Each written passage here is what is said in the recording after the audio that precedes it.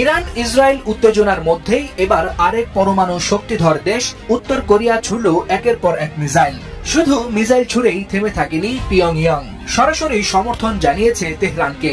উত্তেজনায় ঘি ঢেলে দিয়েছে কিম জং উনের যুদ্ধ ঘোষণার মতো হুঁশিয়ারি।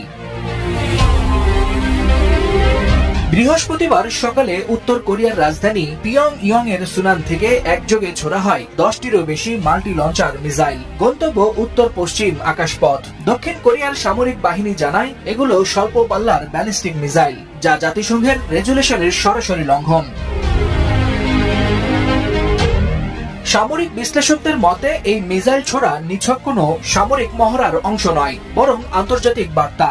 কারণ একদিকে যখন মধ্যপ্রাচ্য ইরান ইসরায়েল সংঘাতে উত্তাল, ঠিক তখন কিম জং উন জানিয়ে দিলেন ইরান একা নয়। প্রেসিডেন্ট কিম বলেন, আমরা আমাদের বন্ধুদের ত্যাগ করি না, ইরানকে আমরা পূর্ণ সমর্থন জানাই। কিমের এই বক্তব্য কেবল যৌক্তিক সংহতি নয়, বরং মার্কিন নেতৃত্বাধীন পশ্চিমা বলয়ের বিরুদ্ধে স্পষ্ট চ্যালেঞ্জ। উত্তর কোরিয়া নিজেদের সেনাবাহিনীকে যুদ্ধ প্রস্তুতির সর্বোচ্চ স্তরে রাখার ঘোষণা দিয়েছে, যা বিশ্বব্যাপী উদ্বেগ বহুগুণে বাড়িয়েছে বলে মনে করছেন সমর বিশ্লেষকরা।